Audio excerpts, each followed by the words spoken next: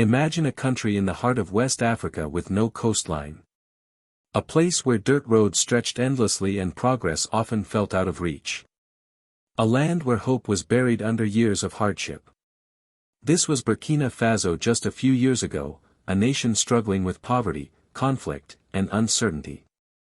Yet in less than 3 years, the country has transformed faster than anyone expected. From small villages to growing cities, Burkina Faso is building its future step by step, dream by dream. This is a story of a young leader, a determined population, and a nation redefining its own path. It is a journey that shows what can happen when vision meets action. At the center of this change is Captain Ibrahim Traoré, the young president who assumed power at the end of 2022. He did not rely on empty promises or speeches.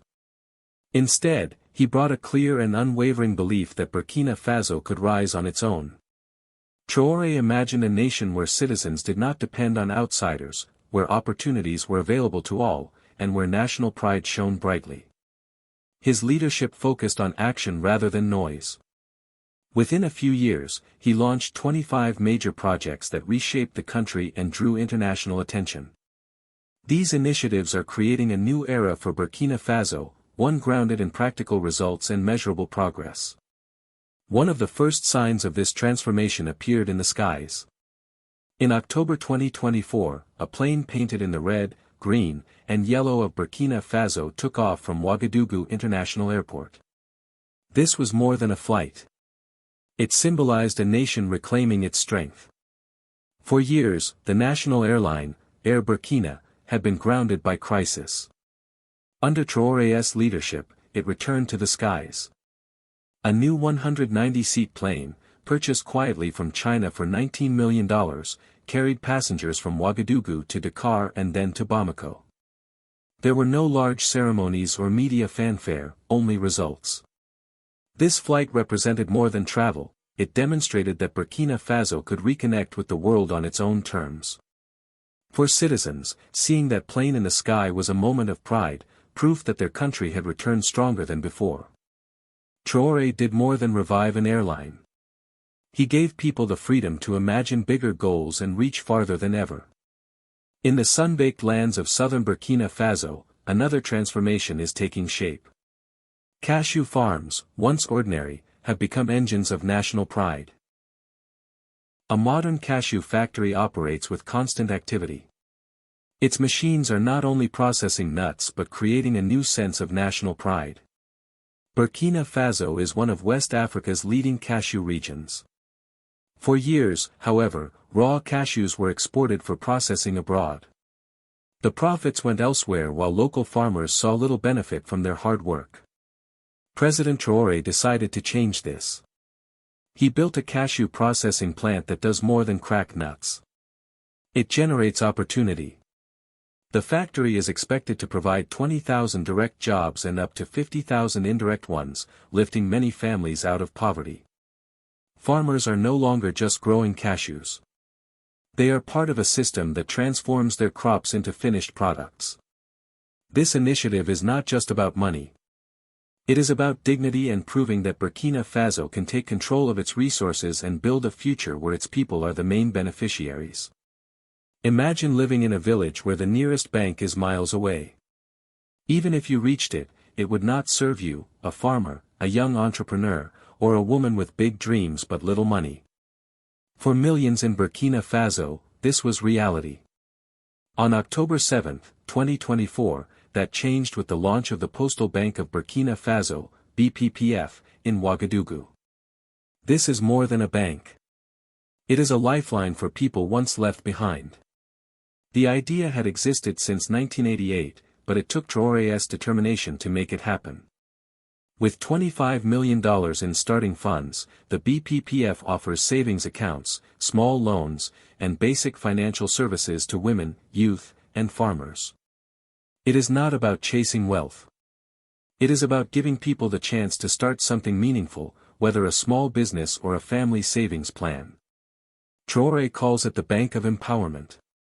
For millions, it is a quiet revolution signaling that they matter and their dreams are worth supporting. In Burkina Faso, wearing traditional clothing is not just about appearance. It is a statement of pride. Under Traoré, the textile and garment industry has been revitalized. New factories produce school uniforms, police and military outfits, and the robes worn by lawyers in courtrooms. These clothes are made from faso dan fani, a locally woven fabric rich with cultural significance. In a decisive move, Traoré banned second-hand clothing imports, ending reliance on the West's cast-offs. He also replaced European-style wigs and courts with traditional African attire, sending a clear message. Burkina Faso will no longer copy others. This is not just about clothing. It is about identity. By rebuilding the textile industry, Traoré allows his people to weave their own story and wear their heritage with pride. The Bobo-Dioulasso International Airport in western Burkina Faso was once a small, outdated, and underused facility. Now it is being transformed into one of West Africa's major air hubs. Traoré announced an 80 billion CFA franc investment to modernize the airport. Plans include a new terminal capable of handling 1.5 million passengers annually, upgraded runways, and new surrounding roads. This is more than a renovation. The upgraded airport will make Bobo-Dioulasso a key center for tourism, trade, and investment, positioning Burkina Faso prominently on the global aviation map. Every brick laid here is part of a larger plan to connect Burkina Faso to the world and show that even a landlocked country can rise. For years, farming in Burkina Faso was seen as a last resort, a job for those with few options. Traoré is changing that by turning agriculture into a profession of pride and opportunity. In October 2024, the government launched a major campaign to support farmers, distributing over 400 tractors, motorcycles, water pumps, as well as large quantities of seeds, fertilizers, and crop protection products. Traoré did not stop at equipment. He invested $200 million to train 20,000 young people in modern farming methods, including smart irrigation and farm management. These young farmers were also given land to start their own businesses. Innovative projects such as floating farming barges and aquaculture systems are redefining what it means to farm. For Traoré, this effort is not just about producing food. It is about creating futures, giving young people reasons to stay in their villages and build lives rooted in their communities. In the capital city of Ouagadougou, the old airport was small, unsafe, and struggling to meet demand. Now a new airport is rising 35 kilometers northeast of the city, Ouagadougou International Airport. This is more than a new facility. It is a symbol of Burkina Faso's ambition. With a 3.5-kilometer runway, plans for up to 4 terminals accommodating 1 million passengers a year, and modern amenities, the airport meets world-class standards. It is also eco-friendly, using low-carbon concrete and a 25-megawatt solar power plant with battery storage. This airport is not just a place for planes to land. It is a gateway to a stronger, greener Burkina Faso. Traoré envisioned a bold statement that signals his country is ready to engage with the world confidently.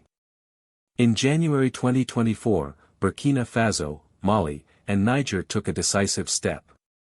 These three nations, among the poorest in West Africa, left the ECOWAS economic bloc and formed the Alliance of Sahel States. This was not just a political move. It was a declaration of independence. Tired of systems that kept them dependent, these countries chose to chart their own course. The alliance is building its own bank, a shared stability fund, and a biometric passport system. It is creating an economy that can stand without foreign control. Traoré and the other young leaders of the alliance act decisively, letting their actions speak. By leaving the old order behind, they are proving that even small nations can stand on their own. War and poverty forced thousands of people in Burkina Faso to leave their homes, losing not only their land but their sense of belonging. Traoré recognized that rebuilding the country required giving these people a place to call home. He launched a rapid housing plan, constructing 1,000 social homes in regions such as Nori, Bolgu, and Bassan with a budget exceeding 5 billion CFA francs. These homes are not just buildings. They are a foundation for stability, dignity, and a renewed sense of community. These are not temporary shelters. They are solid homes made of bricks, cement, and steel, built to last. Along with the houses, new roads, public spaces, and basic infrastructure are transforming these areas into real communities where people want to live. For Traoré, this is more than housing. It is about restoring dignity and giving people hope for the future. For decades, Burkina Faso's roads were a symbol of hardship. From independence in 1960 until 2022, the country built only 3,600 kilometers of paved roads. For millions, smooth roads were a distant dream.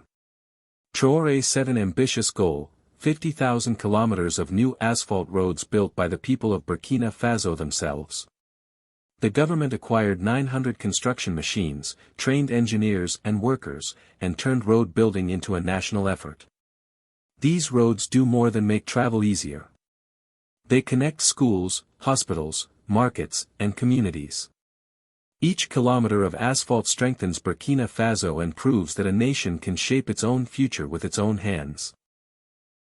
Being landlocked has always been a challenge for Burkina Faso, with goods moving slowly and relying on other nations' ports at high costs. Now, in Bobo-Dioulasso, a $253 million dry port is taking shape. This logistics hub includes warehouses, clearance zones, and specialized terminals. The port will accelerate trade, lower costs, and make local businesses more competitive. Beyond that, it represents a shift in thinking. Instead of accepting limitations, Burkina Faso is creating its own solutions. Traoré did not wait for a coastline. He built a port in the heart of the country, turning a disadvantage into an opportunity and showing the world the power of determination. Millions of children in Burkina Faso grew up without ever holding a new book, with education often out of reach. In June 2024, Traoré launched a 5-year plan to make education free from primary school through university. Hundreds of thousands of students now attend school without financial barriers. Free education is only the beginning. Over 250 schools in conflict-affected areas have reopened, 44 new secondary schools, 39 university lecture halls, and 10 vocational training centers are under construction. The curriculum focuses on practical skills, technical training, and pride in Burkina Faso's identity. For Traoré, education is not just about classrooms. It is about giving young people the tools to improve their lives and strengthen the nation. As a landlocked country, Burkina Faso relied on long and costly fuel imports, facing frequent price spikes and shortages. Traoré changed this by acquiring the Tema oil port in Ghana for $70 million. Now the country owns a coastal facility for fuel storage and distribution. In addition, a new hydrocarbon storage center in western Burkina Faso holds 104,000 cubic meters, ensuring a reliable supply. In just a few years, the country has moved from dependency to control, making fuel more affordable and dependable. For Traoré, this is about more than energy. It is about freedom, giving the people the power to move forward independently. Only 20% of Burkina Faso's population has access to electricity. For many people in Burkina Faso, electricity has long been a distant dream. Traoré is aiming much higher. In July 2023, he signed a $4 billion agreement with Russia's Rosatom to build the country's first nuclear power plant. By 2030, the goal is to provide electricity to 90% of urban areas and 50% of rural regions, replacing outdated fuels with clean, reliable energy. Russia is training local workers, sharing technology, and educating the public about nuclear power. Burkina Faso is taking steps that even wealthier nations often hesitate to take, proving that a small country can dream big and lead in innovation. In 1987, Thomas Sankara, Burkina Faso's revolutionary president, was assassinated. For years, the site of his death stood empty, a painful reminder of loss. Traoré is transforming that site into the Thomas Sankara Memorial, a symbol of hope. Designed by architect Francis Carré, the memorial covers 10,000 square meters and features an 87-meter tower honoring Sankara and 4 other national heroes. This is more than a monument. It is a promise to continue Sankara's vision of a self-reliant, united Africa. By building this memorial, Traoré reminds his people of their strength and inspires them to pursue a brighter future. In Bobo-Dioulasso, Burkina Faso is constructing its first modern geriatric hospital, honoring the elderly who have contributed to the nation. The government has allocated 1.7 billion CFA francs for free health checkups, medications, and social services for over 95,000 retirees and their families. This initiative is more than health care. It is about respect. Traoré understands that a nation cannot move forward without caring for those who built it. By supporting the elderly, he emphasizes that every citizen matters, regardless of age. In May 2025, the Shang Lango cement plant opened in Pluro Central, producing 10,000 tons of cement daily, fueling Burkina Faso's construction boom. Built in partnership with Chinese investors, the plant uses renewable energy and modern emission controls. It creates thousands of jobs and reduces the need for imported cement. For Traoré, this project is about more than materials. It is about independence, allowing Burkina Faso to construct its own future with its own resources. Burkina Faso has also entered the technology arena with the launch of the Italo-electric car. Once considered behind an innovation, the country now produces its first electric vehicle entirely through local engineering. The Italo and its sedan model can travel 330 kilometers on a 30-minute charge and include features such as GPS, Bluetooth, and solar charging. This is a demonstration that Burkina Faso is capable of driving its own technological future. Italo is more than a car. It represents what Burkina Faso can achieve. It shows the world that the country is not only exporting raw materials. It is creating technology, driving innovation, and shaping its future with its own hands. Burkina Faso's 45 provinces were once separated by slow and costly transport. Trucks struggled on poor roads, and goods took too long to move. Traoré's Fasa Railway is changing that. This nationwide rail system, with stations, logistics hubs, and lines for crops, minerals, and passengers, will lower costs and connect regions. Fasa is more than a railway. It is a lifeline linking people, markets, and opportunities. It is the steel backbone of a united and modern Burkina Faso, proving that even remote areas have a place in the country's future. In many villages, clean water was a luxury, and children walked miles to fetch it from rivers. Toilets were often simple pits in the ground. Traoré is leading a quiet revolution. With $48 million from the African Development Bank, the government is installing 60 mobile water systems, building 110 storage tanks, and constructing 13,500 household toilets. This effort brings clean water and sanitation to over 500,000 people, reducing disease and restoring dignity. For Traoré, this is not just about infrastructure. It is about giving every person the right to live with health and pride in their community. The August 4th Stadium in Ouagadougou holds the memory of 1983 when Thomas Sankara led a revolution. Over time, it fell into disrepair. Traoré restored it, transforming it into a modern arena with 35,000 seats, an international standard pitch, and new facilities. During matches and festivals, tens of thousands gather to celebrate and honor the nation. This stadium is more than a sports venue. It is the heart of Burkina Faso, a place where history and ambition meet to inspire a rising nation. Burkina Faso is one of Africa's top gold producers, but for years the wealth from its mines left the country. Since 2023, Traoré nationalized 2 major mines and created a state-owned company, SF Faso. A gold refinery built with Russian partners can process 150 tons annually, creating 5,000 jobs. Burkina Faso now refines its gold, keeping its value within the country.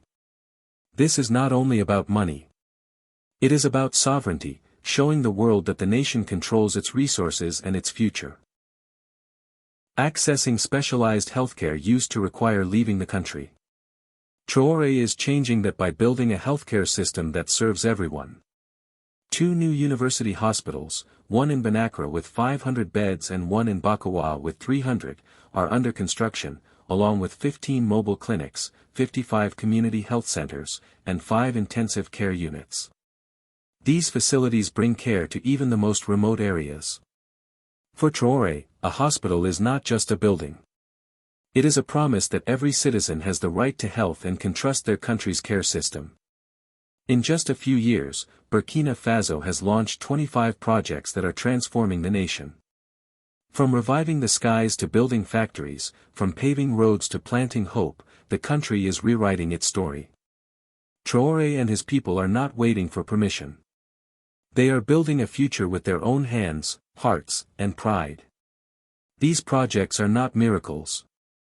They are the result of hard work, bold choices, and belief that even the smallest nation can rise tall.